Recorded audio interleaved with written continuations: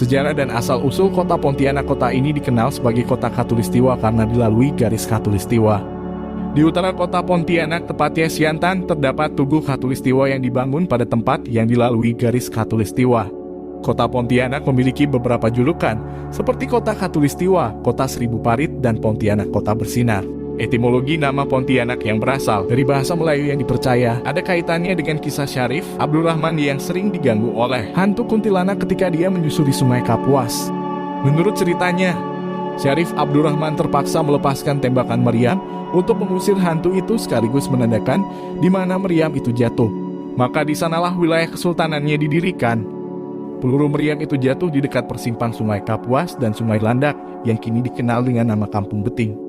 Sejarah kota Pontianak didirikan oleh Syarif Abdurrahman Al-Qadri pada hari Rabu, 23 Oktober 1771, 14 Rajab 1185H, yang ditandai dengan membuka hutan di persimpangan Sungai Landak, Sungai Kapuas kecil, dan Sungai Kapuas besar untuk mendirikan balai dan rumah sebagai tempat tinggal.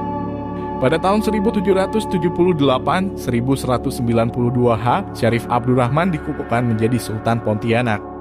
Letak pusat pemerintahan ditandai dengan berdirinya Masjid Jami, kini bernama Masjid Sultan Syarif Abdurrahman, dan Istana Qadariyah yang sekarang terletak di Kelurahan Dalam Bugis, Kecamatan Pontianak Timur. Sejarah pendirian menurut V. J. Fakta sejarah pendirian kota Pontianak yang dituliskan oleh seorang sejarawan Belanda V. J. Fakta dalam bukunya Bornhos Poster Afdeling yang isinya sedikit berbeda dari versi cerita yang beredar di kalangan masyarakat saat ini. Menurutnya, Belanda mulai masuk ke Pontianak tahun 1194 Hijriah, 1773 Masehi.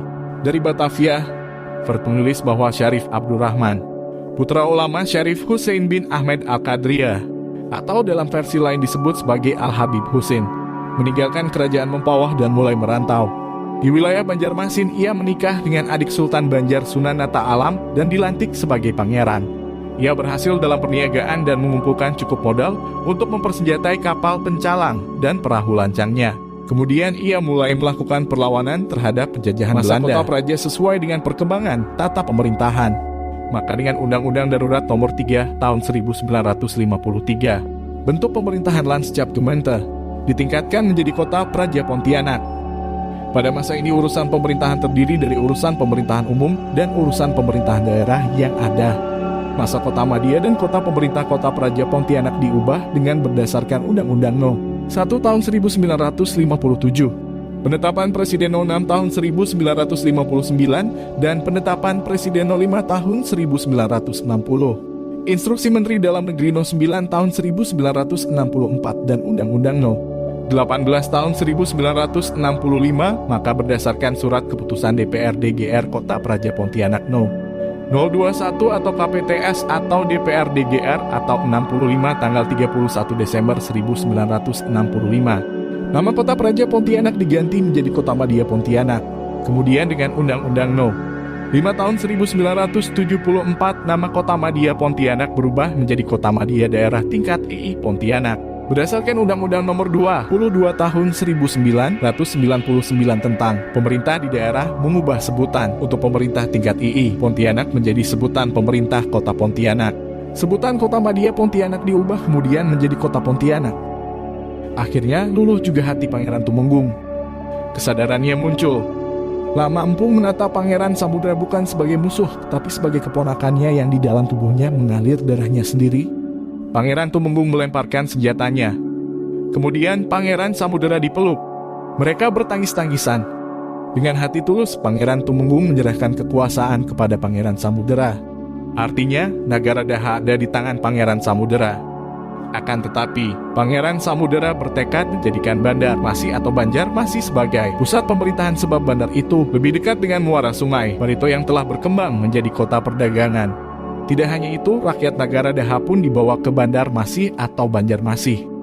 Pangeran Tumenggung diberi daerah kekuasaan di Batang Alai dengan 1.000 orang penduduk sebagai rakyatnya. Nagara Daha pun menjadi daerah kosong. Sebagai seorang raja yang beragama Islam, Pangeran Samudera mengubah namanya menjadi Sultan Suryansyah.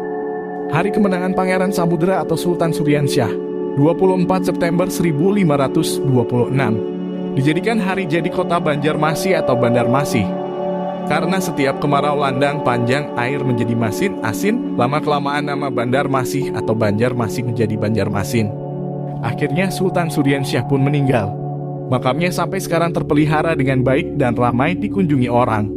Letaknya di Kuin Utara, di pinggir Sungai Kuin, Kecamatan Banjar Utara, Kota Madia, Daerah Tingkat II, Banjarmasin. Setiap tanggal 24 September, Wali Kota Madia Banjarmasin dan para pejabat berziarah ke makam itu untuk memperingati kemenangan Sultan Suryansyah atas Pangeran Tumenggung. Sultan Suryansyah adalah Sultan atau Raja Banjar pertama yang beragama Islam.